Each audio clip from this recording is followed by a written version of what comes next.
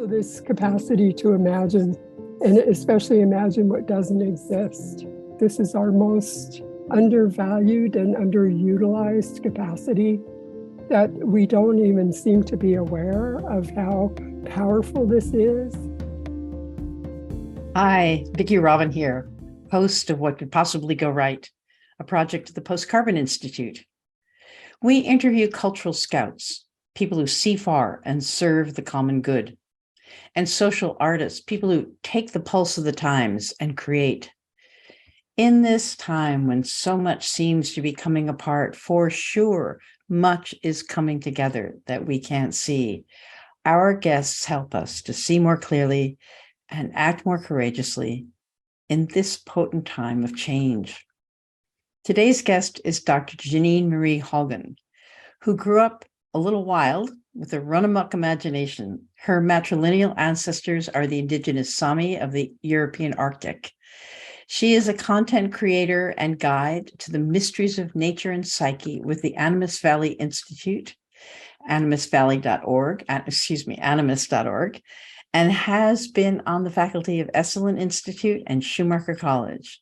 Her writing has appeared in Spiritual Ecology, The Cry of the Earth, Thomas Berry, Dreamer of the Earth, Parabola, Cosmos Journal, Ecopsychology, Daily Good, High Country News, and many others. And now here's my conversation with Geneen. Geneen Marie Haugen, welcome to What Could Possibly Go Right.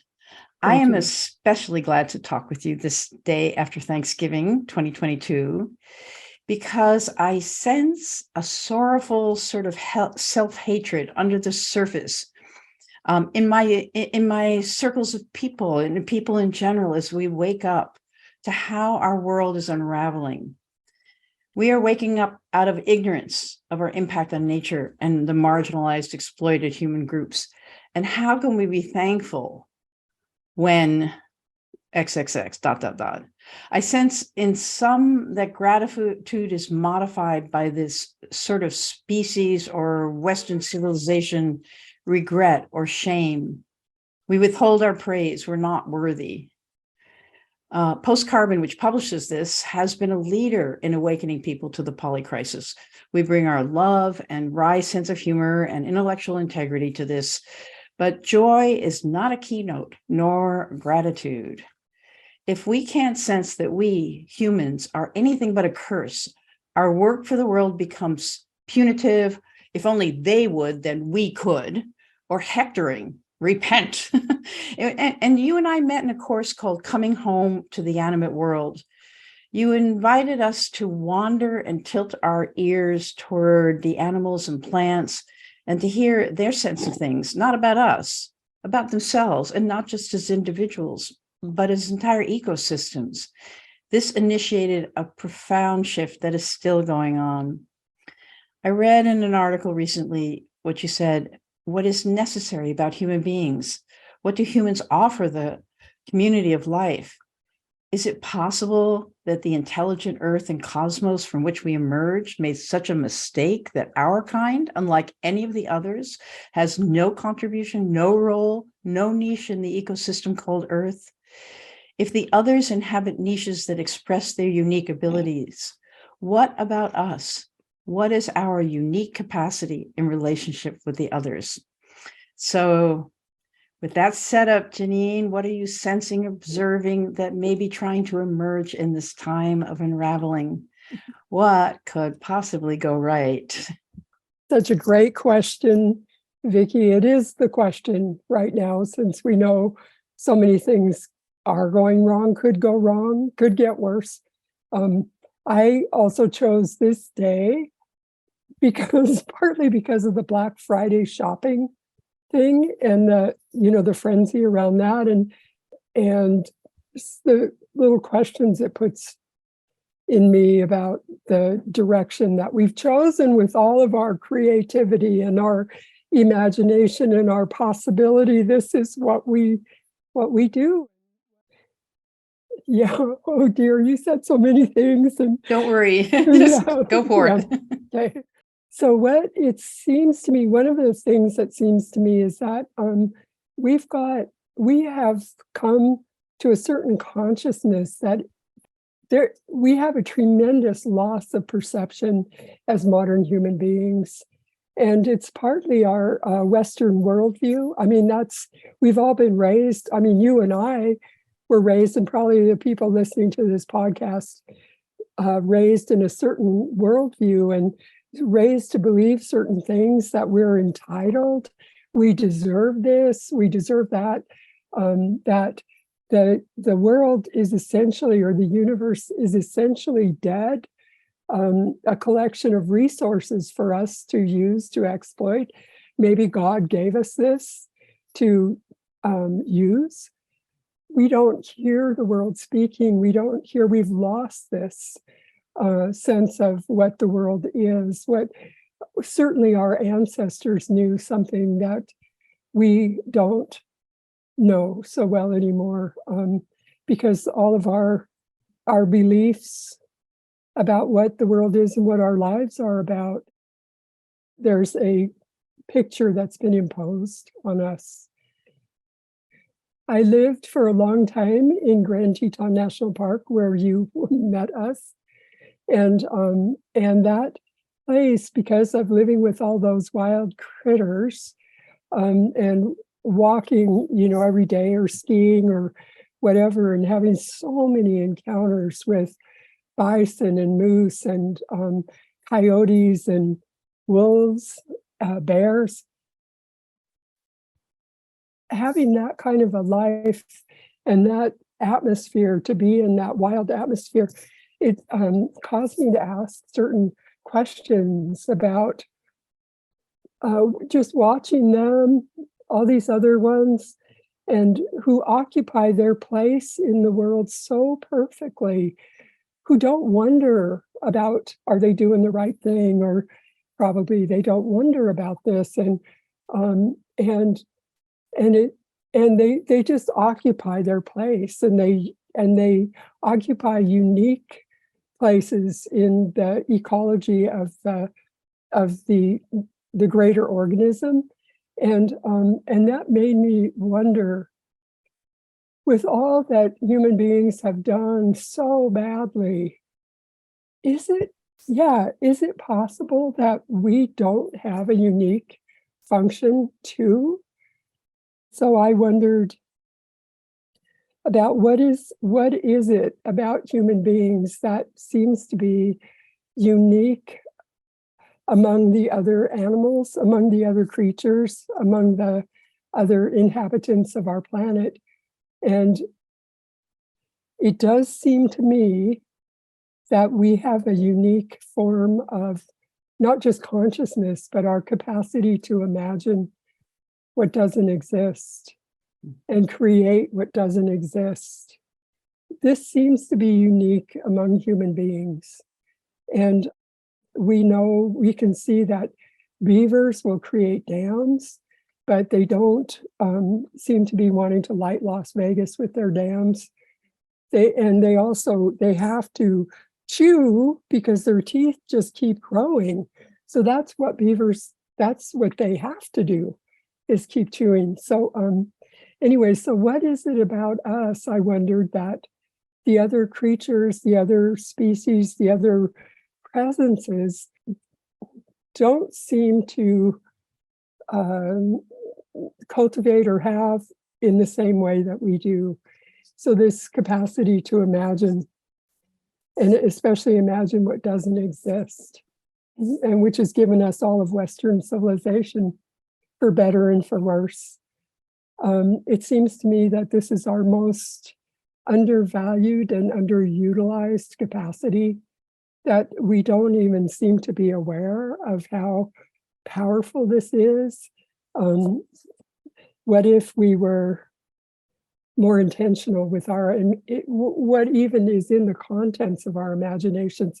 Because our imaginations are filled up all the time with all kinds of things that we probably don't determine ourselves, all the messages that are coming to us from our social media, from the news, from entertainment media, and so on. So Vicky, I could just go in so many All directions. right. Would you like me to pitch something to you to Yeah, sure. be something that you can bounce off of? Mhm. Yeah. So I know that in your work, one of the divination tools, if you will, is dream work. And you talk about the dream maker, that there is actually something that's the dream maker that's offering you images that aren't just undigested events from before, or a set of symbols that you can look up online and go like dream symbols. Okay, if I dream about a cat, it means, you really respect that that's a portal to something. So I'm wondering if you're noticing in the people that you work with, the people you encounter, if you're noticing the dream world telling us something about what humans are learning now about our place in the world. Rather than those terrible dreams about like, I didn't do my homework and now I have a test, but the dreams that are telling us something. Is there some ecology of dreams that you're noticing? Let's see. I would say yes, sometimes. And it does seem to me, Vicky, that it's partly how we see the field. It's partly that. I've seen this, for example, with Vision Fast, which I don't guide really anymore, but how we present a vision of cosmology or the dream of the earth before people go out. This does seem to open up certain perceptual channels so that people are picking up something deeper or less mine and more of the bigger psyche, the bigger dream.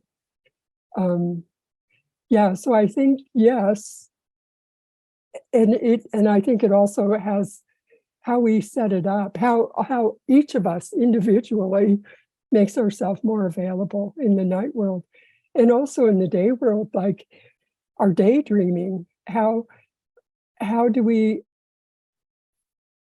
make ourselves more available in our waking life to the dreams of the earth, the dreams of the cosmos, or the dreams of the other than human beings? And especially if we're kind of conditioned not to really notice.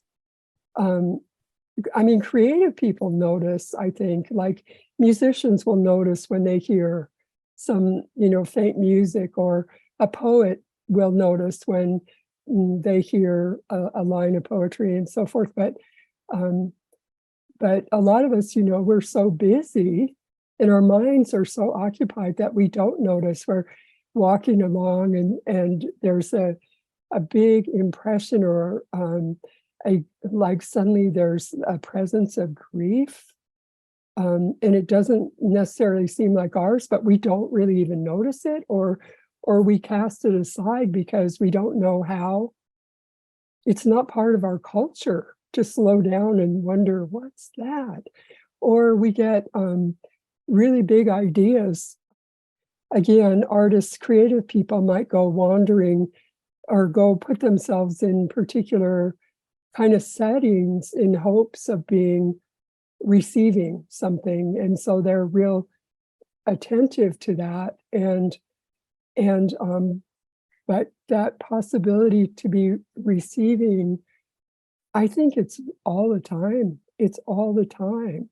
But we're really busy and our minds are occupied, and we've got our psychic habits are in place. So we don't even notice really.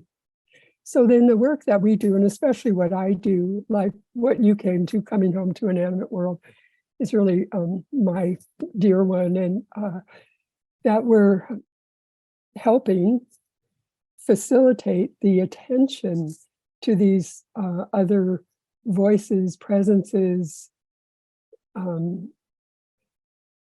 big ideas that just suddenly arrive, or the heartbreak that suddenly arrives, or just suddenly there's a kind of knowing about something that isn't necessarily mine. But it takes a shift in our everyday consciousness. Our everyday mind needs to be disrupted a little bit. And when we have the time, like we did when you were with us, that number of days, that's really great, because you really get, it's not the ordinary world anymore. And but there's a lot of ways to disrupt the everyday mind, like kind of things we might suggest to people are trance drumming, dancing, praising. I love praising, and really going out with the intention to be as careful at noticing and honoring what is with me in the world, down to the details of the lichen, the way that the lichens have their little lettuce-like tiny leaves, and how they change color when it's humid, and so on. But to be really in the attitude of praising is a consciousness shifter. It helps open some portal.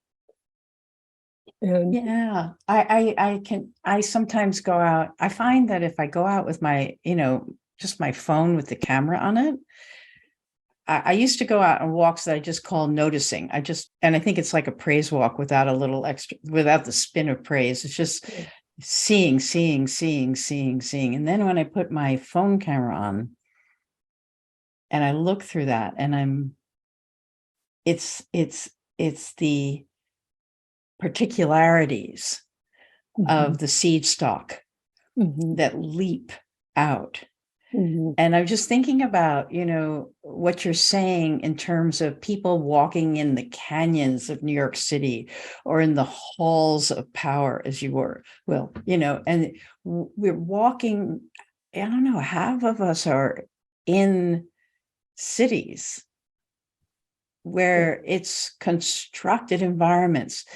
And I'm wondering about praise walks in cities. How do people, most of us, not only in the sort of like the incredible swamp of social media, advertising, in this like polluted mental environment, how do we infuse our consciousness with this sense of that humans are here we're here as a benefit. We're here as part of the community. How do we do this in the subway? How do we do this? Because it seems that praise consciousness, if you will, if you want to call it blessing consciousness, all life is sacred, that we live in an animate world, that the trees outside my window are in conversation with the grass, whatever. How do we make that shift so that our work is not infused with self-hatred, a hatred of our species, despair? How do we do this, Geneen? I would just I want you to reflect on it, because I don't know where you'll go with it, but it's a big question for, I think, a lot of us. Well, and you know Joanna Macy's work. Of course, yeah. I had her recently on the podcast. She's so wonderful. Yeah. And that idea, and in practice, not just the idea, but in practice, that if we give ourselves to the despair, instead of what we call, especially what Bill calls, circling the drain, because we can just circle the drain and feel that the weight of the despair without really giving ourselves to it. And what would Joanna say about giving ourselves to the despair?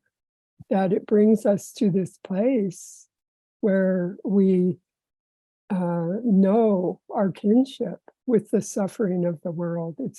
We're not alone in it. We know the kinship of it, and that somehow in that we are make ourselves more available to what's ours to do, what's our way of being in response to that. but there's something, I believe, this is Joanna's, about the giving ourselves to the despair is the way, rather than trying to, keep it away from us. I think that's, really hard to do. So for myself, some things that I'm aware of, that I have to practice this, Vicki, because I'm a student of cosmology. I studied with Brian Swim, and Brian, was a close colleague with Thomas Berry, and so looking at the origin and the evolution of the universe, and not just human beings, but the universe. And Brian identified some patterns in the universe, the movement of the universe, and it's always moving. And so this is really helpful for me, is to remember some of these patterns. And one is cataclysm, that the unfolding of the universe requires this cataclysm. And that's in the big scale, the supernovas, the explosion of stars and so on, which is still happening. And that brings forth something else. And so that's helpful for me to just orient myself in a bigger, like in the cosmic, and I don't mean cosmic in an airy way, but in the actual science of the unfolding universe. Something else I learned from Brian Swim and Thomas Berry in their book, The Universe Story, which this also is something that I hold when things seem really bleak to me, is their story of the early bacteria called prokaryotes. And this is in the earliest unfolding of life on Earth, when the atmosphere, everything was still real hot and chemical, and these early bacteria emerged who could eat, who could survive. They flourished on this superheated cosmic soup. But then the conditions of Earth started to slow and cool down, and the prokaryotes were pushed to a crisis point. There's more that happened in there, but they were pushed to a crisis point. And this is prokaryotes. These are our ancestors. They were pushed to a crisis, and all of life could have collapsed. But what happened is these prokaryotes, these little tiny elements of life, learned how to use the sun, learned how to be in relationship with the sun to create photosynthesis. They did this, as Brian Swim and Thomas Berry say, without hands, without eyes, without a brain, without blueprints. They learned how to do this, and all of us are descendants of that and dependent on that. We wouldn't be here without that. So that's something that, it's one of those hinge points in life that that it gives me a kind of comfort, but also inspiration that, well, what if it's like that for us now? That we've gone to the limit, as all life forms do. We've gone to the limit, and something has to change now. But we have brains and hands and eyes and features, and so it's something that for me is, I don't know, it doesn't keep the despair away, but it gives me it's like again a through line. There's something else that there are patterns of emergence that are in our evolutionary story. And we do seem to be at a crisis point, but there are patterns for us to look at. It seems from what you're saying that these are going to express through us not through our our conscious minds. I mean, that's sort of what the mind will do with that. Okay, fine. Now we're going to figure out how to do this. Right. And in figuring out how to do this, we create these, we're going to send sulfur up into the atmosphere to cool the earth because that's how we're going to do it. So it's not that. It's that there's something installed in us that senses the environment and senses a necessity for change and allows the change to happen.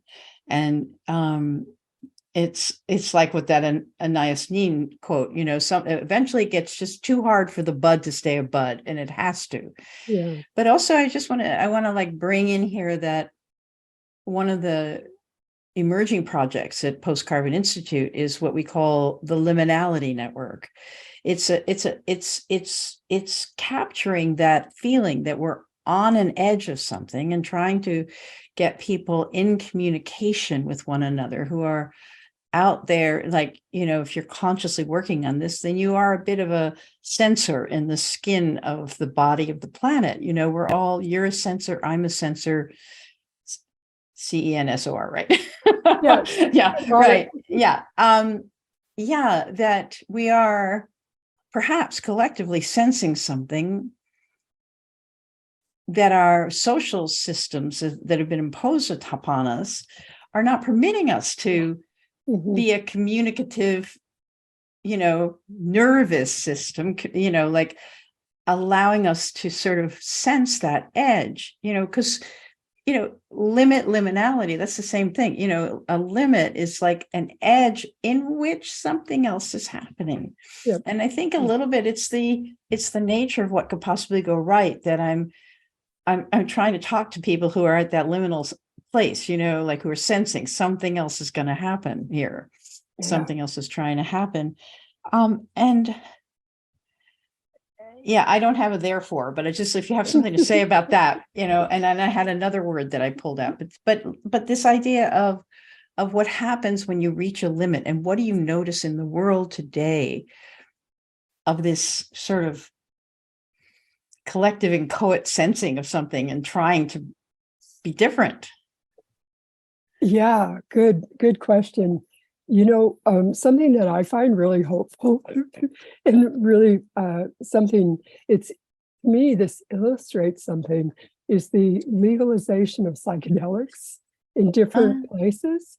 To me, this is, because I'll say, let's see, I did have a note on this, I think, a new consciousness, a new relationship with life and with earth and with community, something a lot of people have experienced one way or another, often through psychedelics, I think, but not only that way. But that is really disturbing to the status quo, to our economy, and to all of our institutions, because everything would have to change. And so it's really disturbing. And so our mainstream media, and I'm not somebody who disses the mainstream media. But I see that it's, whether it's intentional or not, but this is not a part of the story that we're getting for the most part, except for somebody like Michael Pollan, who wrote this very popular book, and that is, a lot of people have been touched by that. That's something that I see, that I find illustrates that there's some change happening that is maybe evidence. I'm not sure. That's kind of that's a sort of a terrible word, but it suggests something about what we might be allowing in more of a popular or a larger mass way, as far as a different consciousness about how we are in the world. That's something I find, really suggestive. And also that there's a lot of popular work happening now around ancestors. And I also find this like for us modern, especially Americans, so many of us don't know anything about our lineage, to be trying to reroot ourselves in some kind of at least a lineage of our bloodlines, that seems to me to be also suggestive of something that it's like it is a kind of coming home or rerouting ourselves in, because we, especially Americans, I think, are pretty unrooted and we've cast off the lineages in so many ways. And so that seems to me to be very suggestive of something. And also, and this is even creeping into the mainstream, is the awareness of indigenous knowledge, in traditional indigenous knowledge, traditional ecological knowledge that the indigenous people have carried all these centuries. And that seems to me also to be something that it's creeping into our popular culture and popular worldview. I see what you're saying, and it's indigenous knowledge used to be, it's exotic. It was and it is no more. Right. Yeah. But it is still. Yeah, I've had some wonderful conversations with Pat McCabe and Sherry Mitchell and Lila June, and just like with you, when I listen to you, there's something in what they're speaking from. It's not what they're speaking about, it's what they're speaking from. And I felt that with Joanna as well. We are beginning to learn in the public square to not be embarrassed, to speak from an inexplicable knowing that we sort of couch it in rational terms. I mean, I do this. There's something a little bit embarrassing, like inviting somebody into your bedroom to tell them how gloriously connected you are with things that most people don't think about or see, So it's almost like there's some sort of delicious current of belonging to this world that is emerging from the unconscious, and it's also the emergence of a respect for the feminine. Yes. Everything is translated into something political, like feminism, so there's political work associated with this, but that should not obscure that there is a way of knowing that's available to men and women, often more relegated to women, maybe some more arising from women, that is holistic, is inclusive. It's naturally unable to banish parts of the community. It's so I just feel like from what you're saying, also the feminine, the emergence of the feminine, the goddess, if you will. Yep. And it doesn't even have to be New Age. It's sort of, I would imagine in the Catholic Church, Mary is, the emergence of Mary, of compassion. I feel from what you're saying, you're speaking, what you're evoking, that's another talisman, if you will. The time, the ancestors, the feminine, the intrapsychic awareness, all of these are like talisman, these things that we can fold up in our, we put in our briefcases along with our, computers, and we get on the plane and we sit in the seats, and we open our computer and you type, but you've got this thing, it's almost like it's becoming more radiant, that something in your pocket that takes part in the wholeness of this world, the sacredness. There's a way of training ourselves, our attention, of practicing so that we we notice more, like we notice, for example, the synchronicities that often happen, and we notice the curious encounters that we have. It's like training ourselves, retraining ourselves. I don't really like that word training either, but it's re-practicing something, relearning something, how to notice. How to notice what happens in the field around us when we're in conversation with people, when we're walking in the city, when we're out wandering in nature, what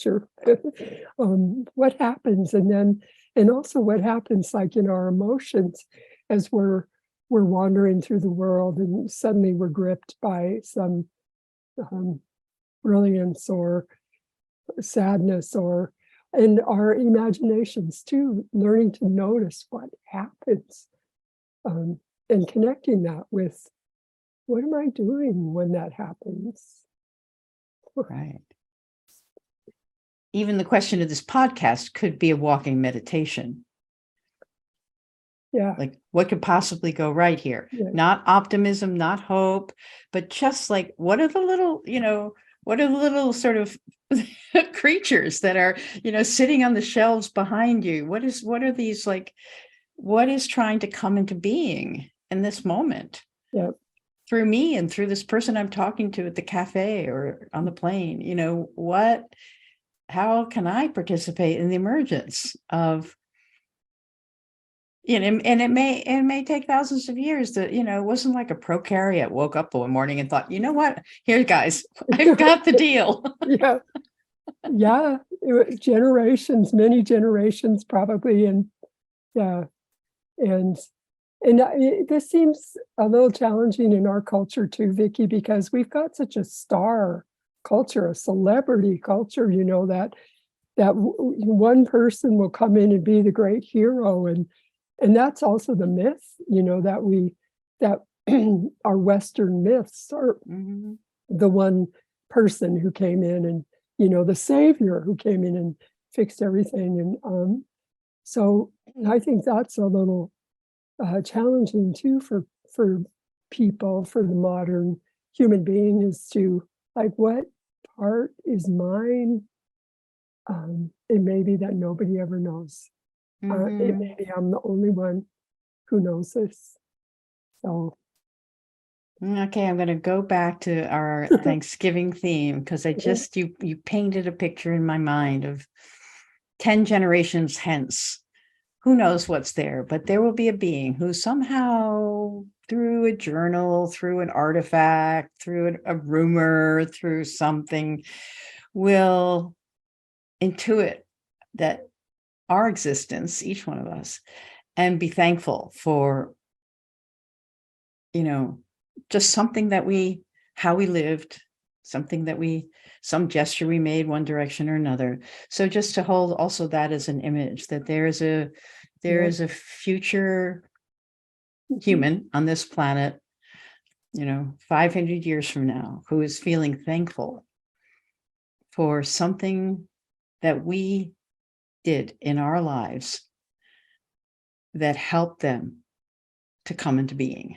So it's partaking of something. I'm just reflecting back what arises in me. I'm just I'm a mirror.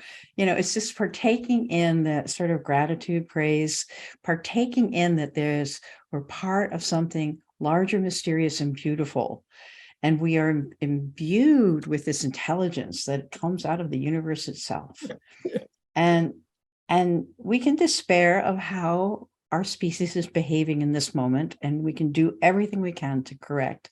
But there's this underlying something, this sort of spongy, beautiful, mossy something that is ours as well. So that would be reflecting back. And is there anything, how you want to wrap this up or shape it? Yeah, beautiful. I love that spongy, mossy something. Yeah. The background, the matrix, the the thing that we're all swimming in, and can inform us.